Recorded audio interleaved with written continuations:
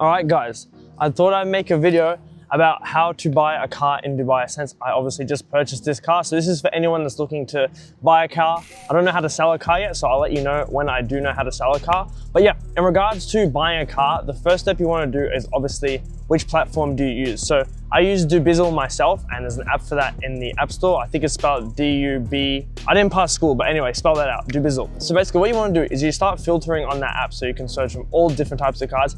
Similar to car sales if you're from Australia, so you can search for Mercedes, you can search for Lamborghini, Ferrari, anything depending on what your budget is. Then what you want to do once you filter the cars, you'll see on the listings there's where the world icon is, there's 3 or 4 different types of regions. There's GCC spec, there's American spec, there's European spec. Now, when I was looking for a car, I was basically just looking for European and GCC spec, because the problem is with American cars and Canadian cars, as a lot of them get stolen. So from the US, or they're either crash damaged. So if you get a crash damaged G-Wagon from America, these ones tend to be a lot cheaper, so they're much more attractive in price. But yeah, if you want to know why they are cheaper, because most of them are stolen or they are crashed. So try not to look for American cars.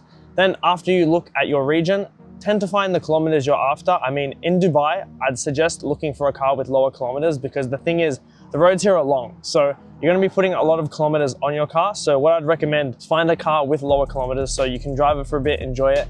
And then when it comes time to resell it, you don't lose too much because the kilometers aren't too high. So if you're buying something with 80,000, you're going to put maybe a lot of kilometers on if you're having it for 2 or 3 years.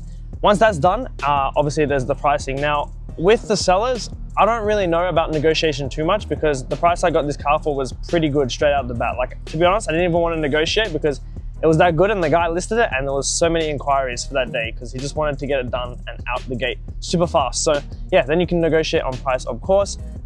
Just make sure you have a Dubai phone number and you're kind of set up here already in Dubai.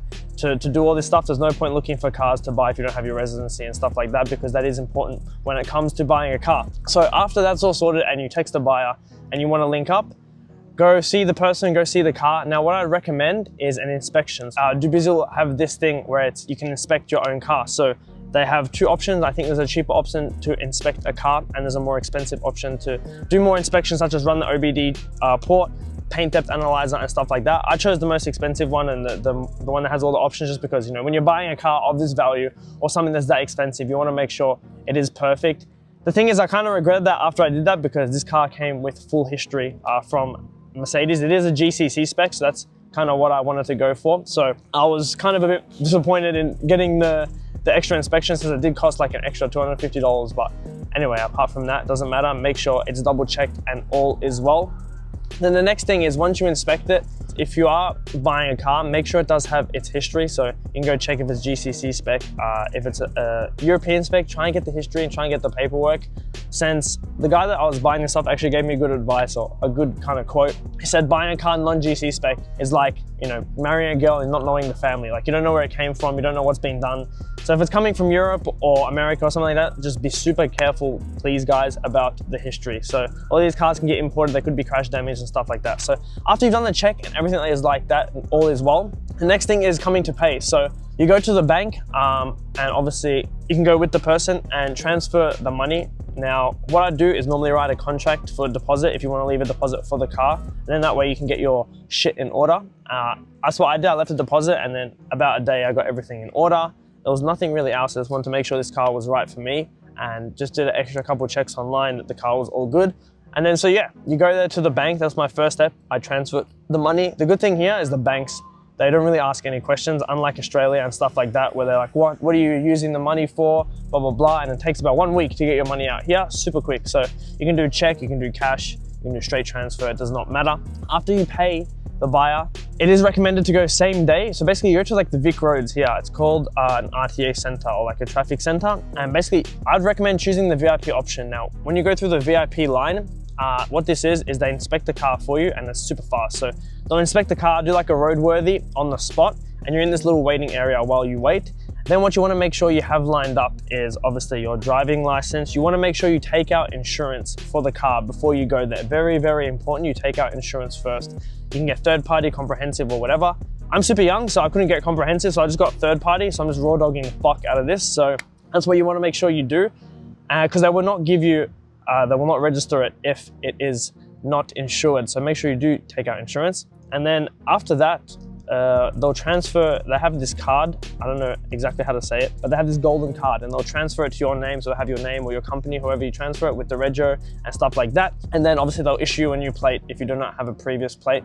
I thought registration was gonna be expensive. Honestly, not that much at all. The actual registration cost for a year was like 300 dirham, which was nothing. It was just a transfer over, which was like, so 900 dirham. So like the total was like 1,000 dirham. You're expected to pay to like transfer the car and re-register it. So not that much at all. And then obviously you pay the inspection fee for the car, which is like 250 dirham. And if you want VIP, which is the faster inspection, it's like another 250 dirham. So maybe like 1,500 dirham you're looking at to like get it all on roads and stuff like that. And then yeah, once they transfer the card, that's all done and it's all in your name. So super fast, super convenient. You can literally choose a car one day, go register it the next day. That's what I love about Dubai. Everything is super fast. So that was my favorite thing. I literally looked at this car yesterday, bought it and had it on road by literally today. So nuts, absolutely crazy. And after that, yeah, you have the registration for a year. Just make sure you're very careful on the roads. Don't really fuck around here. You know, I know in Australia, people like to do burnouts, like to do a lot of hooning shit. Here, it's very frowned upon and you'll get in a lot of trouble if you start fucking around. So just respect the road rules. And apart from that, yeah, you have your license, you have the card ID. Trying to think of what else. That's basically it. Yeah, it's super simple. And then on the apps, everything's registered. So if you go on the RTA app, your rego is registered, and then you get Salek, sorry. So there's one more thing, which is toll. So make sure you register for toll too.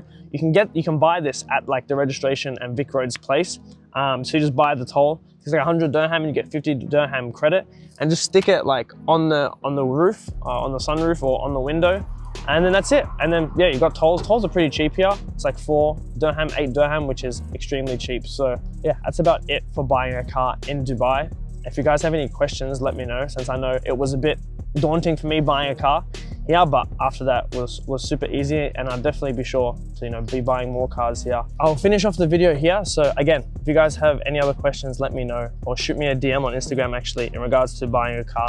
But yeah, wish you guys the best if you're planning to move here, and make sure you choose a good car. And here, you know, everything always pushes you forward. You know, you're driving a G-Wagon, every single person's got a G-Wagon, so it's a good country to push yourself, I'll say that for sure. But peace out guys, and till the next one, yallah.